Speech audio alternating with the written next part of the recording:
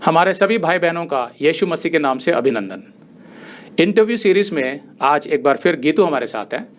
गीतू को आपने पहले भी इंटरव्यूज में देखा हुआ है, इनकी बहुत सी गवाहियाँ हैं मसीही जीवन की। तो आज ये आपको बताएंगी कि इनका जो विवाह हुआ था, क्रिश्चियन मैरिज, उसमें इनको क्या क्या सताव सहने पड़े। जब ये विश्वासी बनी तो इनका परिवार तो मसीही नहीं था, तो इन पर बहुत से सताव हुए। तो उन सतावों से गुजरते हुए भी इन्होंने कैसे कैसे यीशु के लिए स्टैंड लिया, यीशु के लिए खड़े हुए, और कैसे अंत में यीशु ने इनके जितनी बार भी यीशु के लिए खड़े हुए उन सब का प्रतिफल दिया, और कैसे इनकी शादी करवाई एक अच्छे मसीह से। ये आज की एक सुंदर गवाही है। तो आइए गीतू का फिर से स्वागत करते हैं। नमस्कार, मेरा नाम गीतू है। तो गीतू, सबसे पहले तो हमें ये बताइए कि जब आपकी मम्मी की डेथ हो गई थी, आप बहुत छोटे थे, तो वहाँ से अपनी कहानी शुरू कीजिए। जैसा कि मैंने अपने पिछले इंटरव्यूज़ में बताया है कि मैं लगभग 12 साल की थी जब मेरी मम्मी की डेथ हुई, और मेरी बहन थी, वो मेरे से 2 साल बड़ी थी, और मेरा छोटा भाई था जो हमसे बहुत ही छोटा था।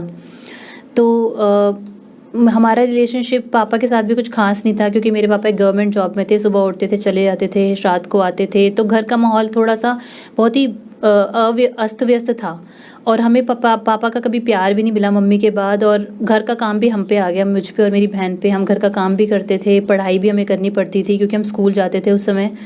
तो हमारे जीवन में इतनी ज़्यादा निराशा थी, मुझ में और मेरी बहन के जीवन में। हमें लगता था कि हम इतने छोटेपन में बहुत बड़ा बोझ हमारे सर पे आ गया, घर भी संभालना है, एक औरत बन गई थी मैं इतनी छोटी उम्र में, और हमें पढ़ाई भी पूरी करनी, और कोई प्यार नहीं, कोई हमारे साथ बैठ के कोई बातचीत नहीं करते थे मेरे पापा। तो वैसा एक रिलेशनशिप था जो कि बहुत ही अंदर से मैं टूटी हुई थी, आप कह सकते हैं। तो गीतू ने मुझे बताया कि इनके जो पापा थे उनका बड़ा ही स्वार्थी स्वभाव था। वो अपनी पत्नी की भी इतनी परवाह नहीं करते थे, बच्चों की भी नहीं करते थे, खासकर लड़कियों से तो उन्हें बिल्कुल ही प्यार नहीं था। इसकी वजह से गीतू को बचपन से ही बहुत सी परेशानियों का सामना करना पड़ा। उसके बाद एक समय उनके जीवन में ऐसा आया जब उन्हें यीशु मसीह के बारे में पता चला, तो वो बताइए। जब मैं 18 साल की लगभग अपनी स्कूलिंग करने के बाद 12वीं क्लास जैसी मैंने पास की, तो मुझे एक आंटी ने परमेश्वर के बारे में बताया, कि परमेश्वर के प्रेम के बारे में, कि कोई है हमसे इतना प्रेम करता, उसने अपने आप को दिया, और अपने और आपका जो जितना भी पाप है उसने अपने ऊपर लिया, कि अगर आपको लगता है कि आप पापी हो तो आप यीशु को अपना सकते हो, और यीशु तुम्हें असीम शांति देगा, क्योंकि वो शांति का राजकुमार है। तो ये बात मुझे दिल को छुई, और मैंने अपने जीवन में यीशु को पुकारा, और मैंने सचमुच में उस शांति को अनुभव किया जो यीशु मसीह कहते हैं कि मैं ये शांति का राजकुमार हूँ। तो मेरे जीवन में एक आशा आई, मुझे बहुत अच्छा अंदर से लगने लग गया, और मैं बहुत खुश थी, और मैं चर्च जाना मैंने किसी तरह शुरू कर दिया था। पास के एक घर के पास ही मुझे एक चर्च मिला, जो मुझे लगता है कि यीशु मसीह ने ही मेरे को वो चर्च दिया, तो मैं वहाँ जाना शुरू हो गई थी। और तो आपके पापा अलाउ करते थे? तो थोड़े टाइम में मैंने अपने पापा को बता दिया अपने नए विश्वास के बारे में। मैंने बोला, पापा मैं ना इन मूर्तियों पे विश्वास नहीं करती, मैं सच्चे परमेश्वर यीशु मसीह को अपना दिल दे चुकी हूँ, और इसका मतलब है कि मेरी जो आत्मा है उनसे जुड़ चुकी है, तो अब मैं कोई भी रीति रिवाज या ऐसा कुछ में पार्टिसिपेट नहीं करूँगी। तो मेरे पापा पहले ही इतने इनसिक्योर थे हमको लेकर, क्योंकि मैं 18 साल की हो गई थी, मेरी बहन की जैसी 19 साल हुए उसकी शादी कर दी थी। तो मेरे पापा मुझे लेकर और इनसिक्योर हो गए, क्योंकि घर में मैं अकेली लड़की बची थी। तो मेरे पापा मुझ पे दबाव डालने लग गए कि अब तू भी जैसे ही 19 की होगी मैं तेरी शादी कर दूंगा। तो वो विश्वास के बारे में क्या बोलते थे? तो विश्वास के बारे में वो यही कहते थे कि तू अब चर्च जाना छोड़ दे, वो तेरा दिमाग ख़राब कर देंगे, ईसाई लोग तुझे ईसाई बना देंगे, और तू अपने धर्म से अलग हो जाएगी। सबका धर्म एक ही चीज़ सिखाता है, प्यार से रहो, सच्चाई में मन लगाओ, यही सब है, तो तू उनके वहाँ मत जाओ। और वो किसी तरह मुझे कोशिश करते थे हर संडे को रोकने की, लेकिन मैं किसी ना किसी तरीके से एक दिन पहले बहुत प्रे करती थी, परमेश्वर मुझे अलाउ कर देता था जाना। अगर आप ये संदेश पूरा देखना चाहते हैं तो आप इसे हमारे वेबसाइट hindiBiblestudy.com पर देख सकते हैं। यह वीडियो हमारे अप्रैल के वीडियोस में अपलोड किया हुआ है, तो जिनके पैकेज में भी अप्रैल का महीना है उनको ये वीडियो उनके माय अकाउंट में अप्रैल के वीडियोस में मिल जाएगा।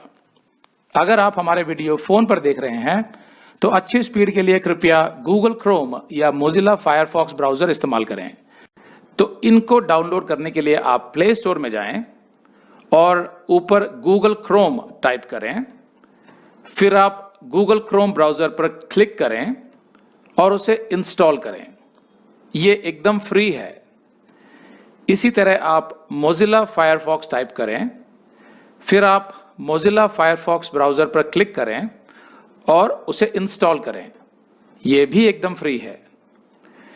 इसके बाद आप गूगल क्रोम ब्राउजर को क्लिक करके उसे खोलें और उसमें hindibiblesteady.com टाइप करें, मतलब पूरा hindibiblesteady.com एक साथ बिना किसी गैप के, तब हमारा वेबसाइट गूगल क्रोम में खुल जाएगा और आपके वीडियोस अच्छे से चलेंगे। इसी तरह आप मोजिला फायरफॉक्स ब्राउजर भी क्लिक कर सकते हैं और उसमें भी बिना गैप के hindibiblesteady.com टाइप कर सकते हैं। उसमें भी हमारे वीडियोस बिल्कुल आराम से चलेंगे।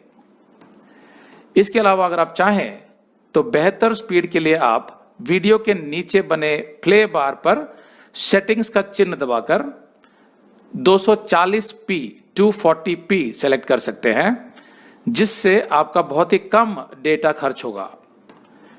240 सेलेक्ट करने के बाद आप वीडियो के बाहर कहीं भी क्लिक कर दीजिए, फिर वीडियो को पीछे ले जाकर शुरू से देखिए।